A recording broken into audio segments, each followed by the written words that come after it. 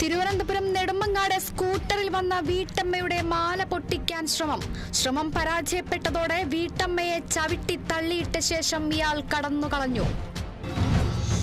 തൃശൂർ അതിരപ്പള്ളിയിൽ വിൽപ്പനയ്ക്കായി മദ്യം കടത്തിയ ആൾ പിടിയിൽ.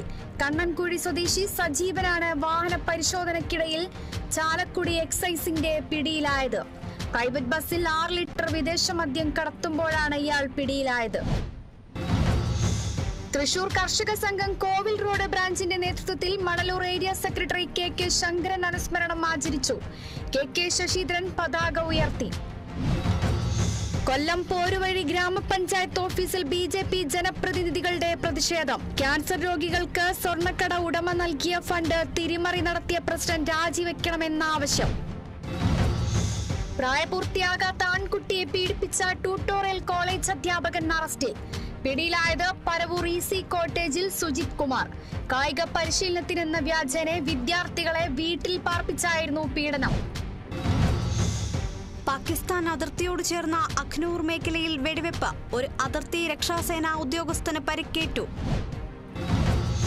60 വയസ്സിന് മുകളിൽ പ്രായമുള്ളവർക്കായി വയോജന സംഗമവും മെഡിക്കൽ ക്യാമ്പും സംഘടിപ്പിച്ച് കോട്ടയം മീനച്ചൽ ഗ്രാമപഞ്ചായത്ത്. ഗവൺമെന്റ് ആയുർവേദ ഡിസ്പെൻസറിയുടെയും കുടുംബശ്രീയുടെയും സംയുക്ത ആഭിമുഖ്യത്തിലായിരുന്നു പരിപാടി. ക്യാമ്പിന്റെ ഭാഗമായി മാനസികോല്ലാസ പരിപാടികളും പ്രാഥമിക പരിശോധനകളും സൗജന്യ മരുന്ന് വിതരണവും സംഘടിപ്പിച്ചു.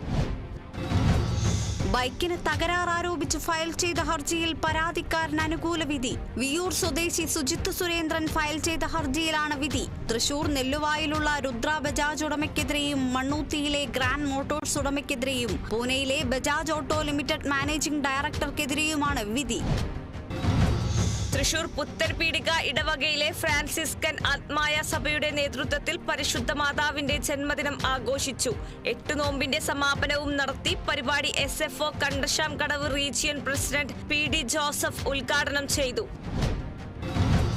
കോട്ടയം പൈക മനസ്സ് ആത്മഹത്യാ പ്രതിരോധ കേന്ദ്രത്തിന്റെ ആഭിമുഖ്യത്തിൽ ലോക ആത്മഹത്യാ പ്രതിരോധ ദിനം ആചരിച്ചു. മാണി C കാപ്പൻ MLA പരിപാടി ഉദ്ഘാടനം ചെയ്തു. പൈക കമ്മ്യൂണിറ്റി ഹെൽത്ത് സെന്റർ ഓഡിറ്റോറിയത്തിൽ നടന്ന പരിപാടി മനസ്സ് trust president George Mathew Puthiyidam അധ്യക്ഷത വഹിച്ചു. തൃശൂർ മണലൂർ പഞ്ചായത്തും ഗവൺമെന്റ് ആയുർവേദ ഹോമിയോപ്പതി ഡിസ്പെൻസറിയും സംയുക്തമായി ആയുഷ് വയോജന മെഡിക്കൽ ക്യാമ്പ് സംഘടിപ്പിച്ചു. Camp Manalur panchayat president Simon Thekkath ഉദ്ഘാടനം ചെയ്തു.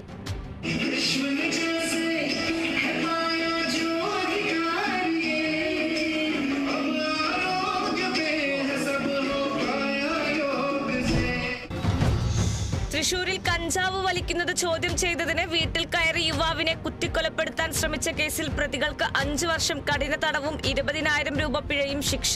ഒരുമനയൂർ സ്വദേശി സുമേഷിനെ കൊലപ്പെടുത്താൻ ശ്രമിച്ച കേസിലാണ് പ്രതികളായ 1-ാം പ്രതി തെക്കഞ്ചേരി സ്വദേശി ജബ്ബാർ, 3-ാം പ്രതി ഒരുമനയൂർ സ്വദേശി സനൂപ് എന്നിവരെ ചാവക്കാട് അസിസ്റ്റന്റ് സെഷൻസ് കോടതി ശിക്ഷിച്ചത്.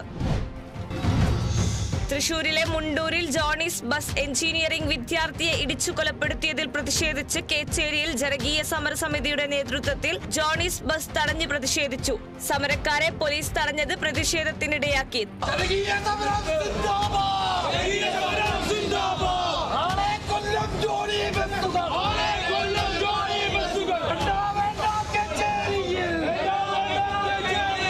തുടർന്ന് പ്രതിഷേധക്കാരെ പോലീസ് അറസ്റ്റ് ചെയ്തു നീക്കി.